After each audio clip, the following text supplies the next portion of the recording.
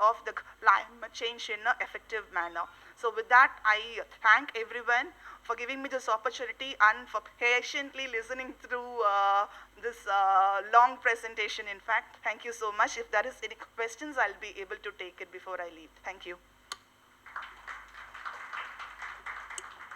Thank you so much, ma'am. I know it was rushed for you as well, but thank you for taking us deep into what the heat mitigation strategy for the state looks like, and for all the media that is here. It is of great interest.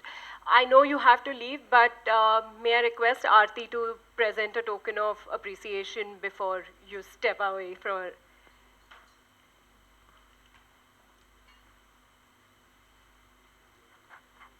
Thank you so much for making time.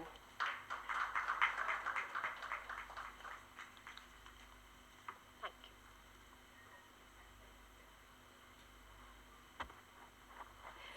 you. We will now move on to our next speaker, Mr. Rahul Nadh, the Chief Mission Director, Tamil Nadu Climate Change Mission, and the Director, Department of Environment and Climate Change. So please join us on stage. We are also joined by Professor T. Jayaraman. Sorry, sir, we had an introduction when you were not here, but he is a senior fellow at MS Swaminathan Research Foundation, and he will also be giving a special address. Thank you.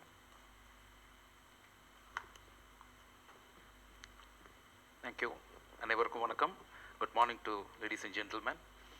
At this offset, I am honored to be part of this national conference on heat waves and changing monsoon pattern, preparedness and climate change. The timing of this conference couldn't be more critical because we are witnessing the intensifying effects of climate change with extreme weather events like heat waves and unpredictable monsoon factors that is becoming a harsh reality for most of us. Heat waves and monsoons are two extreme weather events that significantly affect India's population, infrastructure as well as economy. The rising intensity and frequency of these events due to climate change necessitates national dialogue on preparedness strategies. However, amidst these challenges also lies an opportunity.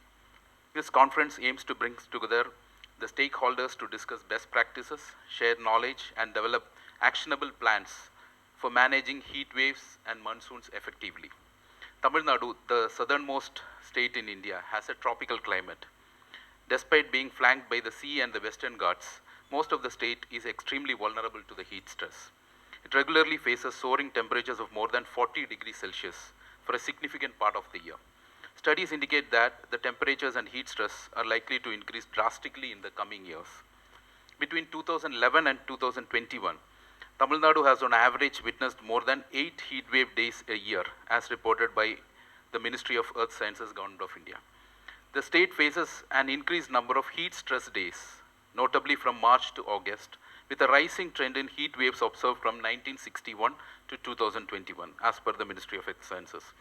More recently, from 21 to 23, that is the last couple of years, it recorded an annual average of 300 discomfort days, resulting in a daily productivity decline of 3 to 4 hours. This is kind of a concern for a state like Tamil Nadu, which is leading manufacturing hub and an industrial powerhouse. In 2023 alone, 12 heat wave related deaths were reported in Tamil Nadu up to the end of June. Similarly, the World Health Organization, the WHO, states per international norms, they say that there should be 9 square meter per person of urban green spaces for every city. Unfortunately, Chennai has only 0.81 square meters. This is a bit of a challenge for us.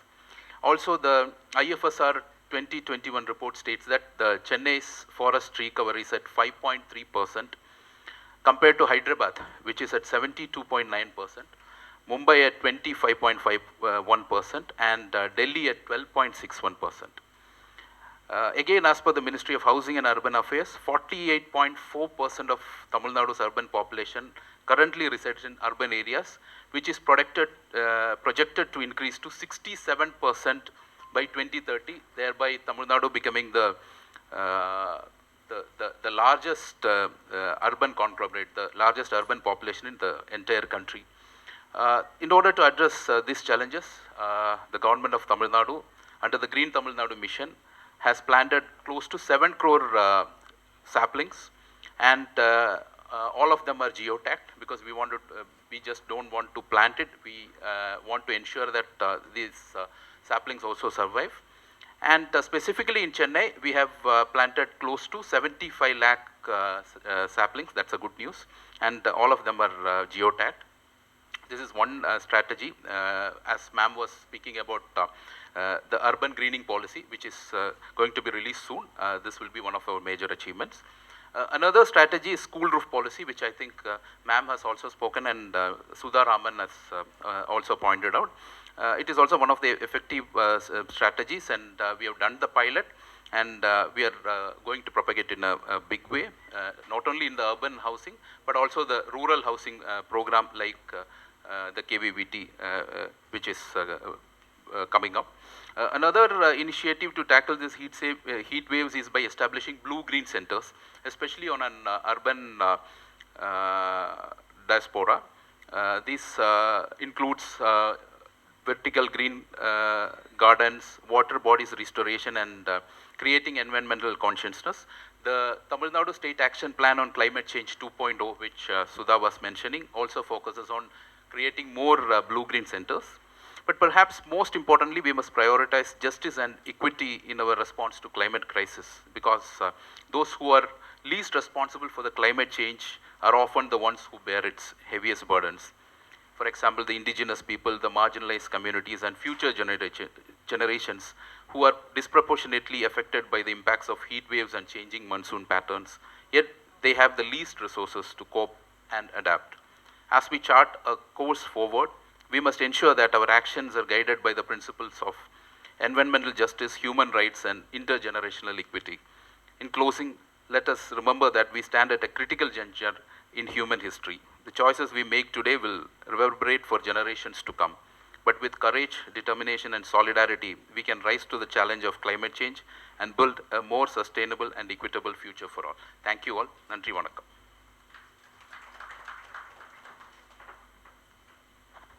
Thank you so much, sir. Thank you for following up on what Sahu ma'am had already touched upon as well. We now have a short address by Professor T. Jayaraman, Senior Fellow, MS Swaminathan Research Foundation. Among the many hats Professor Jayaraman wears, he is the member of the Technical Advisory Committee to the UNFCCC and the Ministry of Environment, Forest and Climate Change. Over to you, sir. Thank you.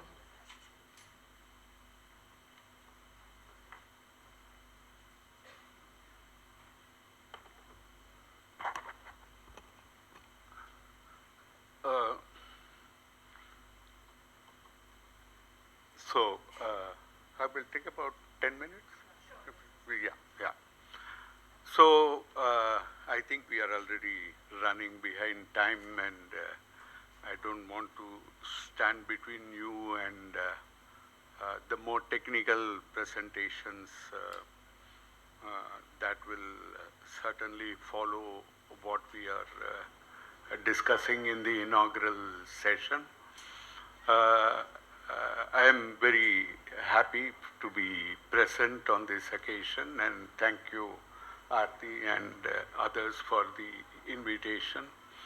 Let me say at the outset that Tamil Nadu has a very impressive climate change overall program. So I think it is very ambitious, which is very good. It has a certain degree of comprehensiveness which we do not always see in other places. For instance, in the heat wave action plan, I saw on the slide that one of the things which is planned is the occupational safety and health working rules to be suitably modified. So I think that very few people pay attention to. So I think this is extremely valuable. So I think there is a lot to build on here that we can talk about. So I will not get into the details of these, but I will just make 2 points.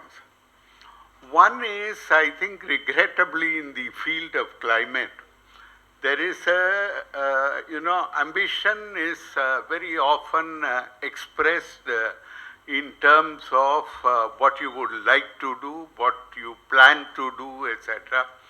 But there is very little monitoring of what actually happens. So for instance, we have the National Action Plan on Climate Change.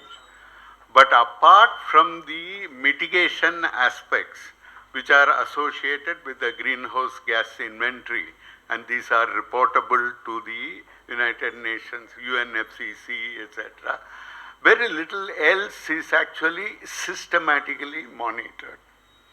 And it is not systematically monitored for two good reasons. One is you don't have indicators of monitoring.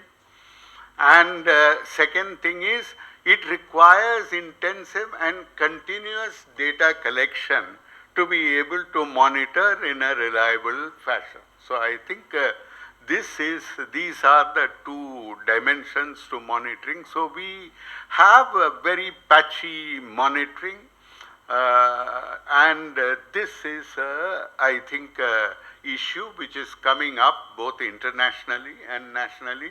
So I think good initiatives on monitoring, on indicators and evaluation is one of the most critical factors to take up. So that's number one. The second, so that's by way of concretely about what this workshop is about. And I'm not going to the details, but as I say it this way. The second thing about, which I just want to add very briefly about the subject of this workshop, is that on heat wave action plans and mitigation strategies, we need the working rules and if necessary, enabling legislation alongside urgently. So for instance, when you hear of 81 deaths, we are not sure, it is because were they people working outside? So should you not, beyond a certain trigger temperature, say that there should be no external activity? But if there is no external activity, it cannot be that the daily labor who works in construction is simply not paid for the day. That's not what is the outcome that we require. And that obviously is going to create unhappiness among the population whom you are trying to support. So I think it is not easy to solve this, and I don't pretend that I have a magic solution in my pocket to offer you, but I think this is extremely important, that we need legislation. There is, of course, we heard a lot about the urban setting in what I have heard so far, but I think this is more complex in the rural setting. We have heat wave action plans coming from the IMD, etc., which are either district scale or which are urban centric. We really do not have rural heat wave action plans. And I think we must think this through specifically. So formulating rural heat wave action plans is, I think, a very important step forward, and this is something at MSSRF which we are thinking about on our own. The third thing I want to add is on health data. We need to have, much better mortality and morbidity data during the entire period that you think is under heat wave stress. I know this can be a touchy subject. Government officials will be aware of the pressures on this kind of issue during the COVID pandemic, but we have also learned the importance of this data. So I think without good mortality and morbidity data, we are not able to capture. See, it's one thing to say this is a heat wave death or it's a heat stroke death. That itself, health departments sometimes are reluctant, Well, is this really heat wave? There were other conditions. So this is a well-known story. I'm not going to go into, so that can be solved. But I think more importantly, we really need to know what is the excess mortality, excess morbidity. There are some estimates which are there, I heard in the presentation by the Secretary of the Planning Commission. So I think that is something to usefully pursue.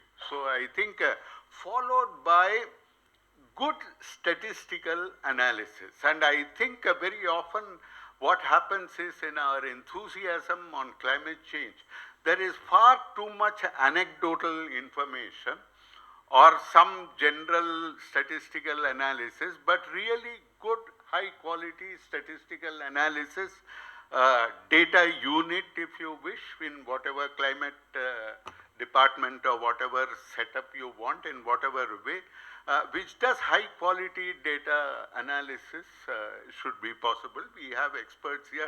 It's on the program that Raj Bhagat is here, so I think there are many.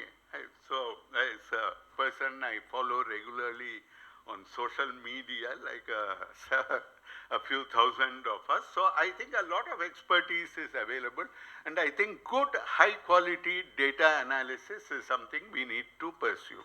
So these are a few concrete suggestions, but in another 5 minutes, let us say, let me highlight 3 other points of a more general context. One thing which disturbs me, and I will say very frankly, that we had for the first time, right after COP26, we had a parliamentary session which spoke intensively about India's promise of net zero at COP26, which the Prime Minister made as part of our national statement, saying India will reach net zero by 2070. So this set off, and in the parliament debate, there's all this thing about what is the pathway to net zero? How will we get net zero? Why did you promise it without a pathway? These are natural questions. The problem is not that. The problem is we've never had a parliament session where we said, when will we get to net zero on infant mortality? When will we get to zero on maternal mortality? When will we get to net zero on hunger? Where is the pathway?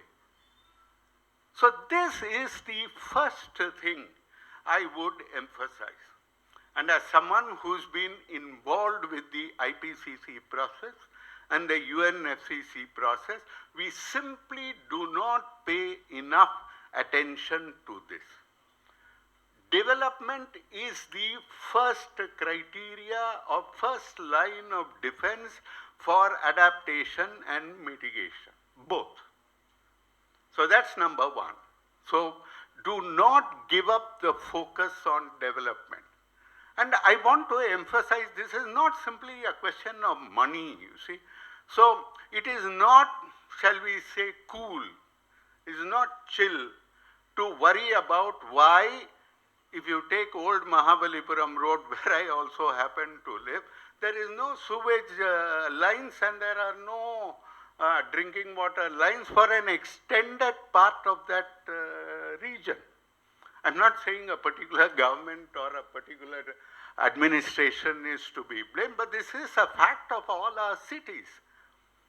But you know, you have only 24 hours in a day, so it seems far more exciting, novel and interesting to talk about climate change and water stress in the future than worry about why people are not having water supply, piped water supply for a major part of the country. I grew up, I did my bachelor's degree in Madurai, and there I remember where we lived, we had water supply by drinking water by tanker. You stand outside with a kodam. Now, of course, you know, you have it delivered in Bisleri cans. And the rest of the water supply was well water, and sewage was carted off in a bullock cart with a barrel. Now it's carted off in a lorry with a machine. But basically, there is no water supply, there is no sewage supply. And I have no idea of how the disposal takes place, but that's a larger issue. So I am saying there are only 24 hours in a day. There are only so much resources departments have. But within that, what is the balance you choose between climate and development is essential. And this is a very important thing to think through. The second point very quickly I want to make is the balance between mitigation and adaptation. Adaptation, as many of you who have experienced, is a bit nebulous. You know, there's a whole debate about whether you want output indicators or outcome indicators. And this will take time to actually see the impact of outcome indicators. Whereas mitigation is very simple. It is sort of, you can pin it down and it is very quantifiable, etc. So even in a country like India, where our contribution to the global carbon budget is a measly some 4%, 7%, huh? 3.5%, 4%, and in fact, so our contribution to cumulative emissions and temperature increase is so minimal that our focus should really be on adaptation. But mitigation looks fashionable. Oh, we are also contributing to climate, to saving the planet. Regrettably, I don't think so, because our footprint is not so large as the scale at which we can intervene, which will affect us, whereas adaptation is more real, more immediate, and more connected with our development needs. So this is the second point. The last point is, there is a lot of enthusiasm about carbon pricing and carbon markets. Now, like all things new, there is always, now of course we have a younger generation of people, graduates, business management people, etc., who have grown up with active financial markets, the new wave of trading, etc. There are college students, who buy and sell shares, etc. Or that kind of thing didn't happen when I was in college.